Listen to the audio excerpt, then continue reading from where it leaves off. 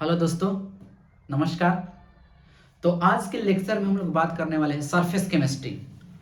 Surface chemistry में हम लोग मेजर पार्ट कंप्लीट करने वाले हैं आज की क्लास में, आज के सेशन में। कोलाइडी सॉल्यूशन, कोलाइडी विलयन, कोलाइडी विलयन के बारे में हम लोग अध्ययन करेंगे। तो बिना देर की हम क्लास के रन करते हैं। देखिए बाबू, कोलाइडी सॉल्यूशन क्या होता है। सबसे पहला क्वेश्चन कि कोलाइडी सॉल्यूशन क्या होता है।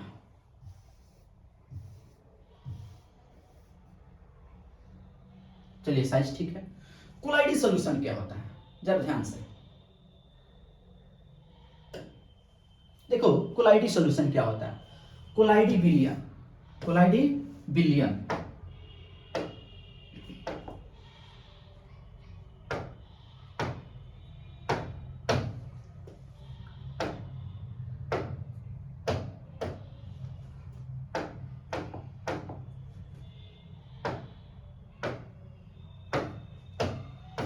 देखिए कोलाइडी सॉल्यूशन क्या है।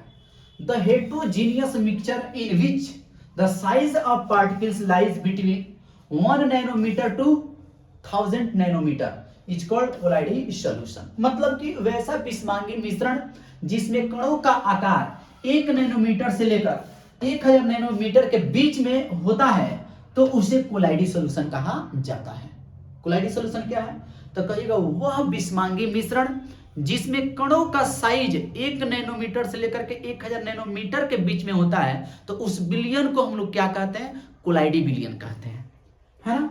जैसे एग्जांपल की बात की जाए, जैसे ब्लड, ब्लड जो होता है बाबू, कोलाइडी सॉल्यूशन का उदाहरण है। स्मोक, धुआं, धुआं भी क्या है, कोलाइडी सॉल्यूशन का उदाहरण है। Fog, fog gas. मिल्क भी कोलाइडी सॉल्यूशन है। गम इन वाटर, जल में गम, ये भी क्या है, कोलाइडी सॉल्यूशन है। आइसक्रीम आप खाते हो, ये भी क्या है, कोलाइडी सॉल्यूशन है। स्टार्च इन वाटर, जल में स्टार्च, ये भी कोलाइडी सॉल्यूशन का उदाहरण है। वाटर में तेल, मतलब पानी में तेल भी क्या है, या तेल में पानी भी क्या है भाई, कोलाइडी सॉल्यूशन का उदाहरण होता है। ठीक है ना। अब यहां पर इसको हिंदी में लिखा गया है गोंद तथा पानी, धुआं। इसको आप इसका शॉर्टिंग कर सकते हैं। अच्छा, अगले स्लाइड की तरफ पढ़ते हैं। अब यहां पर आपको साइज की बात की जाए कोलाइडी सॉल्यूशन के, तो देखिए ये कोलाइडी सॉल्यूशन है और ये चीनी पानी का घोल है। ये वास्तविक विलयन है जो सॉल्यूशन चैप्टर में हम लोग कोलिगेटिव प्रॉपर्टीज में पढ़े हुए हैं। और ये बालू को मिलाया गया इसमें, तो नीचे जाके बैठ गया है, इसलिए इसको सस्पेंशन सॉल्यूशन, निलंबन सॉल्यूशन कहा जाता है। तो कोलाइडी सॉल्यूशन ये ट्रू सॉल्यूशन है और ये सस्पेंशन सॉल्यूशन है। अब इसमें हम आगे बात करेंगे कि साइज ऑफ पार्टिकल की, ध्यान से जरा देखेंगे। साइज ऑफ पार्टिकल की बात करेंगे तो ये ट्रू सॉल्यूशन है और ये कोलाइडी सॉल्यूशन है, ये सस्पेंशन सॉल्यूशन है। आप ध्यान से देखिएगा तो ट्रू सॉल्यूशन में छोटे छोटे कण है और कोलाइडी सस्पेंशन सॉल्यूशन में बड़े बड़े कण है और दोनों के बीच का साइज है कोलाइडल सॉल्यूशन। मतलब कि वास्तविक विलयन का जो साइज होता है 1 नैनोमीटर से क्या होता है, छोटा होता है। और इस कोलाइडी सॉल्यूशन का जो साइज होता है 1 नैनोमीटर से 1000 नैनोमीटर में होता है। अच्छा, सस्पेंशन सॉल्यूशन का कण का साइज क्या होता है, 1000 नैनोमीटर से बड़ा। लेकिन हम हमारे लिए इंपॉर्टेंट कौन है, कोलाइडी सॉल्यूशन, है ना, जो कि विषमांगी सॉल्यूशन होता है। ये समांगी होता है, ये भी विषमांगी होता है, मतलब है इससे। चलिए अब हम आगे बढ़ेंगे। अब इसके एग्जांपल की बात करें तो जैसे हम लोग पढ़े हुए हैं बाबू सॉल्यूशन चैप्टर में, एक सॉल्यूट होता है, एक सॉल्वेंट होता है, सॉल्यूशन का पार्ट, ठीक है ना। तो विलय माने सॉल्यूट और सॉल्वेंट माने विलय, और ये विलयन होगा, विलय नहीं होगा, विलयन होगा। तो ये सॉल्यूट सॉल्वेंट से मिलकर के सॉल्यूशन बनता है। इसी प्रकार कोलाइडल सॉल्यूशन में दो अवस्था होता है, एक परिक्षेपण अवस्था जैसे सॉल्यूट, एक होता है परिक्षेपण माध्यम जैसे कि सॉल्वेंट। माने अपेक्षाकृत जिसकी मात्रा ज्यादा हो, यहां पर हम लोग कहेंगे डिस्पर्सन मीडियम माने परिक्षेप माध्यम, और जिसकी मात्रा कम हो माने सॉल्यूट की तरह हो तो उसको डिस्पर्स फेज कहा जाता है। और इन दोनों के मिश्रण से क्या बन जाता है, कोलाइडी सॉल्यूशन बन जाता है ना। तो इसको डीपी कहते हैं डिस्पर्स फेज को, इसको डीएम कहते हैं माने डिस्पर्सन मीडियम को, जिससे क्या मिलता है हमको, कोलाइड मिलता है। चलिए अगले, यहां पर एग्जांपल की बात करें मिल्क। मिल्क में क्या होता है सर, जो वासा होता है वह डिस्पर्स फेज होता है, और जो उसमें पानी की मात्रा ज्यादा होती है उसमें क्या होता है, वाटर डिस्पर्सन मीडियम होता है, परिक्षेपण माध्यम होता है दूध में। तो तुमसे कहा जाए दूध में परिक्षेपण प्रवस्था क्या होता है, तो क्या कहिएगा बाबू, फैट माने वसा होता है। परिक्षेपण माध्यम क्या होता है, तो कहिएगा पानी होता है। ठीक है, चलिए अगले आ जाइए। जैसे स्मोक, धुआं में क्या होता है, कार्बन पार्टिकल्स होते हैं, कार्बन के कण होते हैं, और एक क्या होता है, एयर होता है। तो एयर की मात्रा ज्यादा होती है जिसको डिस्पर्सन मीडियम कहेंगे, और पार्टिकल की कार्बन कण की संख्या क्या होती है, बहुत कम होती है, तो इसको कहेंगे इसमें कार्बन के कण जो है क्या है, डिस्पर्सन फेज है, डिस्पर्स फेज है। देखिए यहां पर, चलिए अगले तरफ। अब क्लासिफिकेशन पढ़ रहे हैं। क्लासिफिकेशन मतलब कि कोलाइड के वर्गीकरण। कोलाइड के वर्गीकरण में ये दो तरह के होते हैं, एक लायोफिलिक कोलाइड और एक लायोफोबिक कोलाइड। लायोफिलिक कोलाइड और लायोफोबिक कोलाइड माने द्रव स्नेही कोलाइड और द्रव विरोधी कोलाइड। माने जो द्रव से स्नेह करता है तो उसको द्रव स्नेही कहते हैं, और जो द्रव से दूर हटाता है उसको द्रव विरोधी कहते हैं। ठीक है ना, माने यह बाबू द्रव होता है, स्नेही होता है, माने द्रव से स्नेह होता है, और ये द्रव क्या होता है, यह द्रव विरोधी होता है। दूसरा, यह अधिक अस्थायी होता है, भाई स्टेबल होता है, स्नेह है, आई कम स्टेबल होता है। अगला, यह उत्क्रमणीय प्रकृति का होता है, माने बार के इसको अलग करके हम चाहे तो फिर से बनाना चाहे कोलाइड तो आसानी से ये बन जाता है द्रव से नहीं कोलाइड। लेकिन ये उत्क्रमणीय होता है, उत्क्रमणीय नहीं होता है। अगला, यह आसानी से स्कंदित नहीं होता है, माने इसको चाहिएगा ना कुछ डाल के उसको अवच्छेद करा दे, नीचे बैठा दे, तो ये थोड़ा सा होगा लेकिन आसानी से नहीं होता है, आसानी से स्कंदित हो जाता है, माने नीचे बैठ जाता है। अगला, इसे प्रत्यक्ष विधि से, है ना, माने डायरेक्ट बनाया जा सकता है, और इसे बनाने के लिए आपको कई तरह के मेथड्स अपनाना पड़ेगा, माने कि ये आसान नहीं होता है बनाना। ठीक है। अगला, कणों पर आवेश कम होता है ना, अथवा कोई आवेश नहीं होता है। इस पर कणों पर धनावेश या ऋण आवेश होता है, अथवा आवेश उपस्थित होता है। ठीक है ना। अंग्रेजी में यहां पर है बाबू मेरे, अंग्रेजी में भी आप देख सकते हो कि it is liquid loving colloidal solution and it is a liquid hating colloidal solution, है ना। It is reversible in nature, it is irreversible in nature, है ना। लिटल और नो चार्ज पार्टिकल, और इसमें क्या होता है, चार्ज होता है। ठीक है ना, अंग्रेजी में आप लिख सकते हो इसको। चलिए आगे बढ़ते हैं। अगला है एग्जांपल लायोफिलिक कोलाइड का, द्रव स्नेही कोलाइड के एग्जांपल है, क्या है, स्टार्च, गम माने गोंद, प्रोटीन, रबर, जिलेटिन, ये सब क्या होता है, लायोफिलिक द्रव स्नेही कोलाइड के उदाहरण होते हैं। अगला एग्जांपल है लायोफोबिक कोलाइड। लायोफोबिक कोलाइड माने द्रव विरागी कोलाइड के उदाहरण क्या होंगे, सॉल ऑफ मेटल, धातु के कोलाइड, है ना, धातु के कोलाइड। ठीक है ना, या उसका सल्फाइड, ये क्या होता है, तो धातु के कोलाइड होगा, माने हाइड्रोक्साइड, धातु के हाइड्रोक्साइड, जैसे LOH के होल थ्राइस, है ना, या सल्फाइड, धातु के सल्फाइड होगा, जो उससे कोलाइड बनेगा ना वह द्रव विरोधी होता है। और जितना ये सब नेचुरल दिख रहा है, स्टार्च, गोंद, प्रोटीन, रबर, जिलेटिन, ये सब के सब क्या होता है, द्रव रागी होता है, ये सब द्रव विरोधी। चलिए अगला, धातु के सॉल, जैसे gold sol, silver sol, copper sol, ये सब कोलाइड होते हैं, धातु के कोलाइड है ना। धातु के सल्फाइड की बात करें, AS2S3, CdS, Sb2S3, ये सब क्या है, कोलाइड है, सॉल है। सॉल का मतलब क्या हुआ, कोलाइड। ठीक है ना। अब देखिए यहां पर जरा समझिएगा, अब इनके टाइप की बात की जाए तो डिस्पर्सन फेज है, डिस्पर्स फेज है, और डिस्पर्सन मीडियम है, माने सोलवेंट सॉल्यूट है। अगर सॉलिड है माने एकर मात्रा कम है, लिक्विड है, तो इस कोलाइड के नाम देते हैं सॉल। अगर डिस्पर्स फेज लिक्विड है और डिस्पर्सन मीडियम जिसकी मात्रा ज्यादा होती है, सॉलिड है, तो इसको जेल कहा जाता है। सोल का नाम माने कोलाइड का नाम क्या होता है, जेल। अगर लिक्विड दोनों है, लिक्विड लिक्विड, तो इसको हम लोग कहते हैं इमल्सन, जैसे तेल में पानी, क्या कहलाएगा, इमल्सन।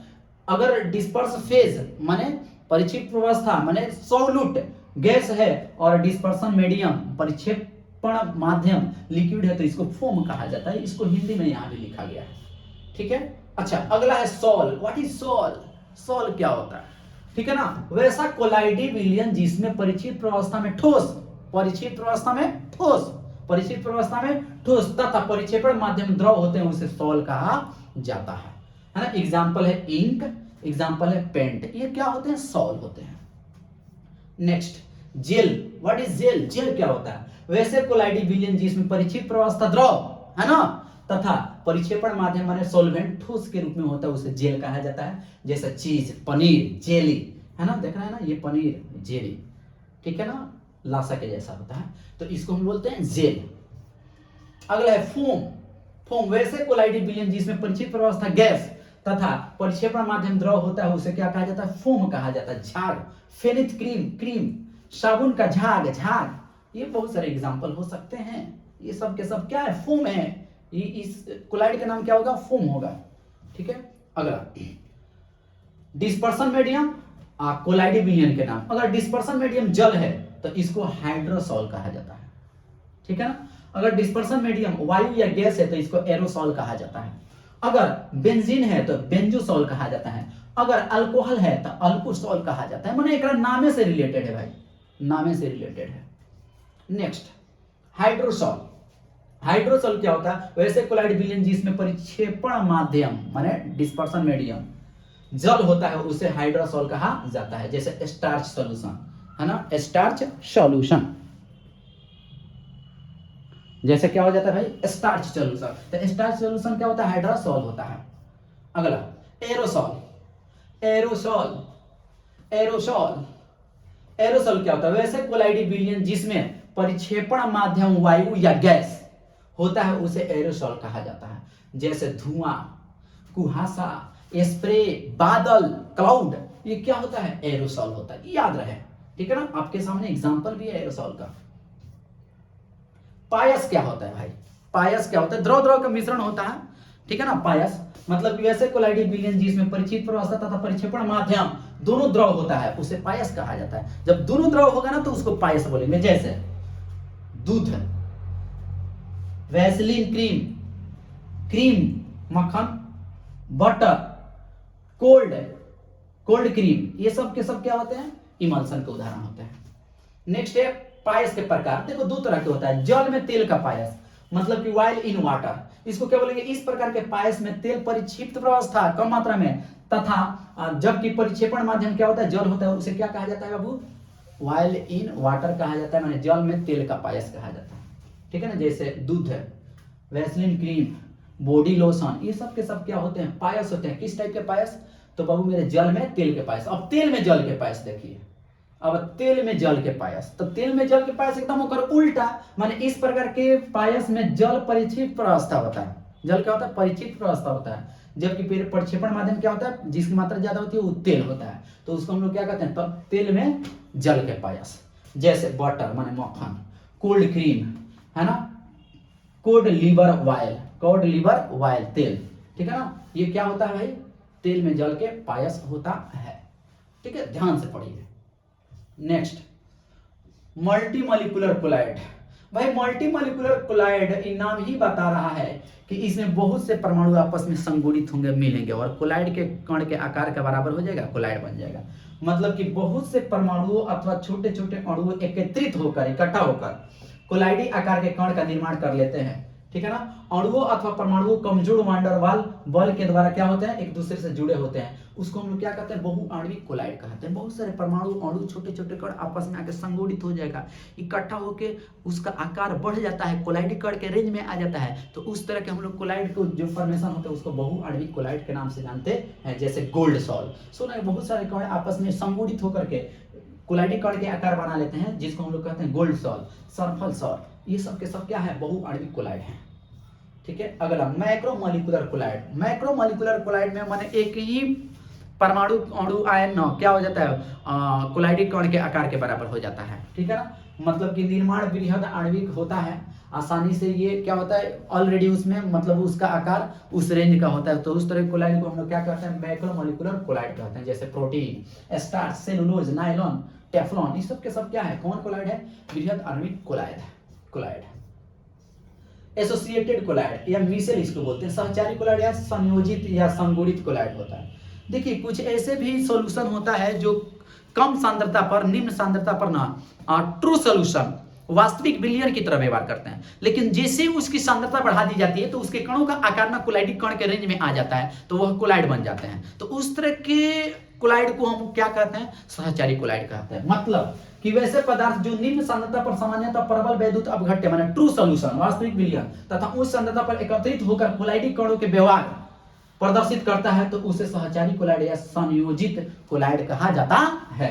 जैसे सौंफ डिटर्जेंट है ना, साबुन और सर्फ का, डिटर्जेंट का क्या होता है? सॉल्यूशन होता है। जैसे शुरुआत में हम लोग जल और सर्फ को, डिटर्जेंट को घोल रहे हैं, तो अगर सर्फ की मात्रा कम है तो वह क्या होगा? वास्तविक विलयन होगा, है ना, स्ट्रॉन्ग इलेक्ट्रोलाइट की तरह बिहेव करेगा। लेकिन जैसे ही सर्फ की मात्रा उसमें बढ़ा दी जाएगी तो उसके कणों का आकार क्या हो जाता है? कोलाइडी रेंज में आने लगता है। इस तरह से वह कोलाइड की तरह व्यवहार करने लगता है। तो उस तरह के कोलाइड को हम लोग क्या कहते हैं? सहचारी कोलाइड कहते हैं। एग्जाम्पल आपके सामने है। नेक्स्ट देख लीजिए, यहाँ पर जैसे ही मान लीजिए आयनिक है, ठीक है ना, दो पार्ट है COO माइनस, और ये आपस में संगुणित हो गए हैं निम्न सांद्रता पर। बाबू ये क्या हुए हैं, ट्रू सोल्यूशन की तरफ व्यवहार किए, और सांद्रता बढ़ाया गया तो ये मिसेल बना लिया, माने सहचारी कोलाइड बना लिए। अब इस तरह से अगर वायल है, वायल को हटाना है ना, वायल ड्रॉप को हटाना है, तो हम लोग पानी मार के उसको क्या करते हैं, साफ करते हैं। तो साफ करते हैं तो होता क्या है इसमें बाबू कि साबुन के ये अल्काइल पार्ट होता है और ये आयनिक पार्ट होता है। तो जल जब इस पर मारिएगा तो इस पर जल जाके घेर लेगा चारों तरफ से, और ये आयनिक होता है, पोलर होता है। ये क्या होता है, अल्काइल ग्रुप है, ये नॉन पोलर होता है। तो ये पानी से स्नेह करेगा, पानी से जाके चारों तरफ से देखिए जुड़ गया है, और मात्रा में पानी में डालिएगा तो ये बाहर निकलेगा, बाहर निकलेगा तो ले ले इसको खींच के बाहर कर देता है। ठीक है ना। नेक्स्ट देखिए टिंडल प्रभाव क्या है। बाबू Tyndall colloid effect, colloid solution में ये पाया जाता है जब उससे प्रकाश का प्रकीर्णन होता है ना, तो उस प्रभाव को क्या कहते हैं, टिंडल इफेक्ट कहते हैं। मतलब कोलाइडी कणों के द्वारा प्रकाश के प्रकीर्णन की घटना को क्या कहा जाता है, टिंडल प्रभाव कहा जाता है ना। अब देखिए अगला, जब प्रकाश के किरण को कोलाइडी विलयन से गुजारा जाता है तो प्रकाश के किरण में मार्ग दिखाई देता है, और इसके लंबवत जब देखिएगा ना तो दुधियापन कलर का दिखाई देता है। कोलाइडी सॉल्यूशन दुधियापन कलर का दिखाई देता है ना, जिस प्रभाव को हम लोग क्या कहते हैं, टिंडल प्रभाव कहते हैं। देखिए टच फ्लैश को डाला गया है, ये सॉल्यूशन है, mixture of water and milk है, मतलब कोलाइड है। इसके लंबवत देखिएगा तो दुधियापन आपको दिखाई देगा, मिल्की कलर का दिखाई देगा, जिस प्रभाव को हम लोग टिंडल इफेक्ट कहते हैं। ठीक है ना। अब टिंडल इफेक्ट को नगण्य, टिंडल इफेक्ट को देखो, इसके लंबवत देखा गया है आई के द्वारा, माइक्रोस्कोप के द्वारा, तो पता चला कि लाइट जो है स्कैटर्ड, प्रकीर्णन हो रहा है। ठीक है ना। और यहाँ पर जो बन रहा है ना, ये जो बन रहा है इसको टिंडल कोन कहते हैं, टिंडल कोन कहते हैं। कोलाइडी सॉल्यूशन में ये सब कुछ घटना होती है। यहाँ पर इसके लंबवत देखा जाता है तो प्रकाश से प्रकीर्णन होता है ना, कोलाइडी कण के द्वारा, वही चीज है। अगला example of Tyndall effect, Tyndall effect के एग्जाम्पल, आकाश का रंग नीला दिखाई देना टिंडल इफेक्ट के वजह से होता है। तारे का टिमटिमाना क्या होता है, टिंडल इफेक्ट के वजह से होता है ना। नेक्स्ट, टिंडल प्रभाव के द्वारा वास्तविक विलयन तथा कोलाइडी विलयन में विभेद। देखिए जब टिंडल इफेक्ट हम लोग फ्लैश लाइट को जलाते हैं तो ये सॉल्यूशन है, ये कोलाइडी सॉल्यूशन है और ये सस्पेंशन सॉल्यूशन है। तो आप इसके लंबवत देखिए ना तो ये दुधियापन आपको दिखाई दे रहा है, लेकिन इसमें कोई प्रभाव नहीं दिखाई दे रहा है। यहाँ पर भी प्रकीर्णन हो रहा है नो डाउट, लेकिन ज्यादा प्रकीर्णन यहाँ पर हो रहा है। ठीक है ना, प्रकाश का। तो ये कोलाइडी सॉल्यूशन, इसके लंबवत देखिएगा दुधियापन यहाँ पर व्हाइट कलर का दिखाई दे रहा है। ठीक है। अगला है ब्राउनी गति। देखिए अगर पानी की बात की जाए, देखो पानी की बात की जाए, अगर बोतल में चाहे किसी कंटेनर में आप वाटर रखे हो तो उसके पराग कण जो है अनियमित पथ पर, टेढ़े मेढ़े पथ पर क्या करते हैं, गति करते हैं। उसी प्रकार कोलाइड में भी होता है। होता क्या है, कोलाइडी कणों के जिगजैग, है ना, कोलाइडी कणों के जिगजैग का मतलब टेढ़े मेढ़े गति को ब्राउनी गति कहा जाता है। जैसे कोलाइडी सॉल्यूशन है तो इसके कण तो कहीं भी गति करेंगे, इसका फिक्स नहीं ना है, कहीं भी गति करेंगे, टेढ़े मेढ़े पथ पर गति करेंगे, जिसको ब्राउनी गति कहा जाता है। अब देखिए यह गति परिक्षेपण माध्यम के अणुओं द्वारा कोलाइडी कणों से असमान टक्कर के कारण, असमान माने डिफरेंट टक्कर के कारण उत्पन्न होता है। आपस में जब कण पराग कण टकराएंगे तो उसका जो पाथ है वो नियमित नहीं होगा, अनियमित हो जाएगा, इधर उधर मुड़ेगा ब्राउनी गति में, है ना। इस गति के कारण कोलाइडी कण गुरुत्वाकर्षण के द्वारा भी नीचे नहीं बैठ पाते, आपस में टकराते रहेंगे तो नीचे जाके नहीं बैठेंगे। ठीक है ना। यह कणों को स्थिर नहीं होने देता है तथा कोलाइडी विलयन को स्थायित्व प्रदान करता है, स्टेबिलिटी को ज्यादा बढ़ा देता है। और अगला है अस्कंदन। अस्कंदन का मतलब होता है नीचे बैठना। जैसे आप देख रहे हो कण इधर उधर गति कर रहा है और धीरे धीरे नीचे जाके बैठ गए हैं, तो मतलब हुआ क्या, कोगुलेशन या प्रेसिपिटेशन या फोगुलेशन होता क्या है, अस्कंदन या तो अवक्षेपण क्या होता है, वैसी प्रक्रिया जिसमें कोलाइडी सॉल, है ना, अवक्षेप के रूप में परिवर्तित हो जाता है, उसे अवक्षेपण या स्कंदन कहा जाता है, नीचे बैठ जाता है। नेक्स्ट, द्रव विरोधी सॉल के लिए स्कंदन की विधि है ना। स्कंदन करना है, अगर नीचे बैठा है तो क्या करेंगे, द्रव विरोधी के लिए माने लायोफोबिक के लिए, तो उबालिएगा, उसको बॉयल करिएगा तो कोलाइडी कण नीचे जाके जम करके बैठ जाएंगे। अगला विद्युत अपघट्य, थोड़ा सा मिला दीजिएगा तो अनस्टेबल फील करके नीचे बैठ जाता है। दो विपरीत आवेशित के सॉल को मिलाकर उसको मिलाएंगे, अगर न्यूट्रल कोलाइड है उसमें चार्ज कोलाइड मिलाइएगा तो आपस में केमिकल रिएक्शन करके वो नीचे जाके क्या हो जाते हैं, अवक्षेपित हो जाते हैं। ठीक है ना, तो ये इसका क्या है, मेथड्स हैं। ठीक है ना, जैसे यहाँ पर पॉजिटिव सॉल है, यहाँ पर निगेटिव सॉल आपस में मिलेंगे, पॉजिटिव निगेटिव प्रिसिपिटेट बना के नीचे जाके बैठ जाएगा, है ना, जिसको म्यूचुअल कोगुलेशन कहा जाता है।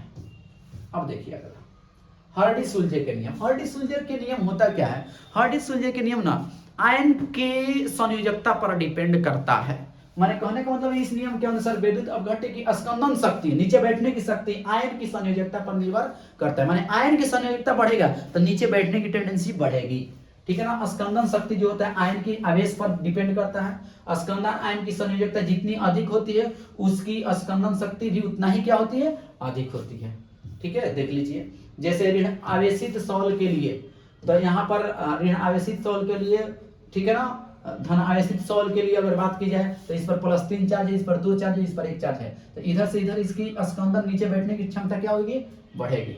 ज्यादा चार्ज होगा नीचे बैठने की स्कंदन की क्षमता क्या होगी, एकदम से -4 -3 ज्यादा उसका है।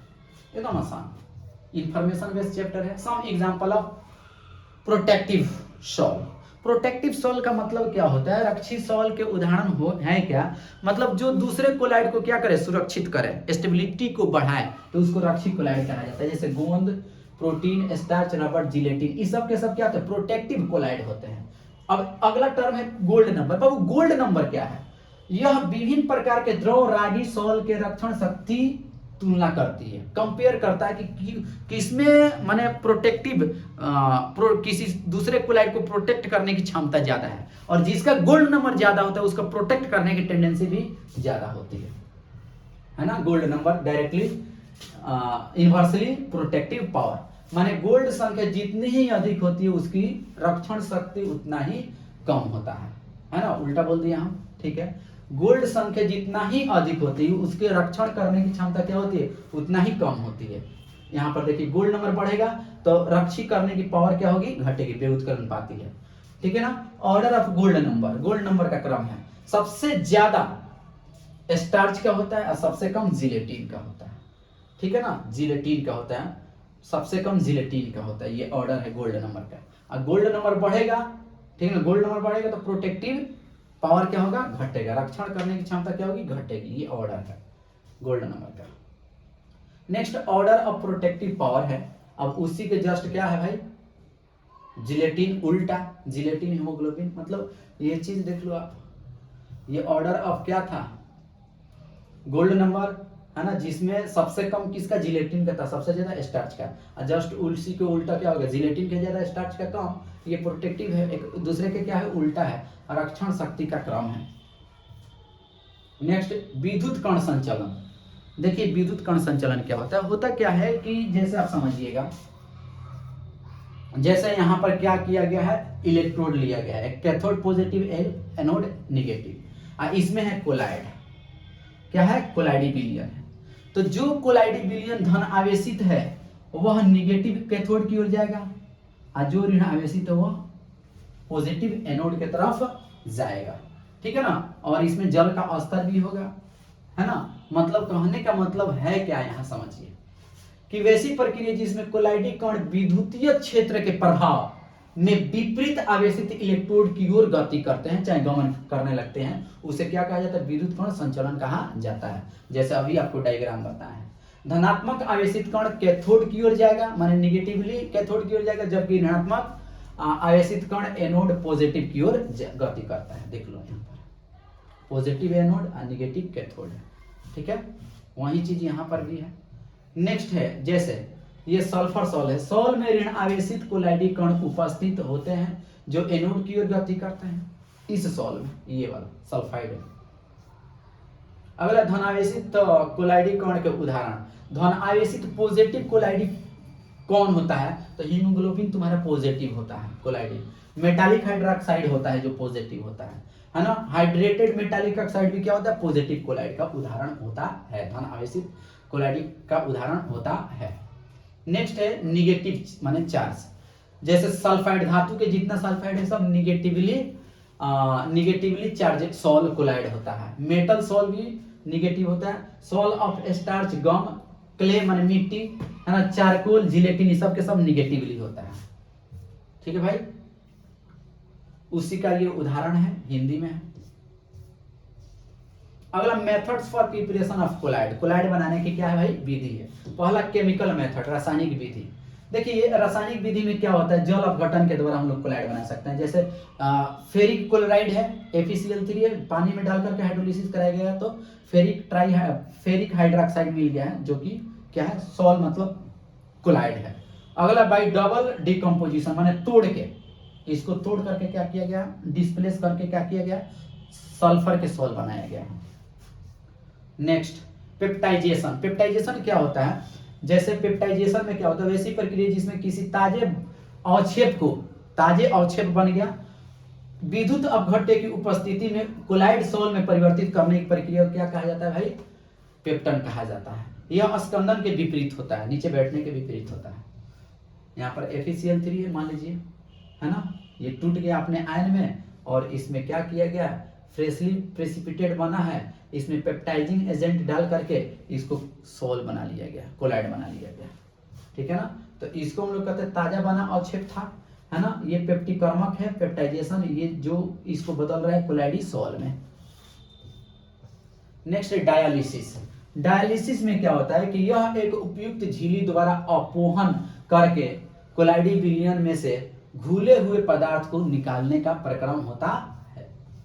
ठीक है ना, ये जैसे डायलिसिस में क्या होता है कि ये इसमें कोलाइड है, ठीक है ना, और इसको वाटर में डुबो दिया गया है ना, डायलिसिस मेम्ब्रेन है ये जो बोतल है, चारों तरफ झिल्ली है, ठीक है ना, पानी का ढेर इधर से बहुत ज्यादा प्रहार कराया जाता है, तो इसमें जो घुलनशील पदार्थ होंगे, वेस्ट माने खराब पदार्थ होंगे, इस सॉल माने कोलाइड से बाहर ये निकल जाते हैं इधर के माध्यम से।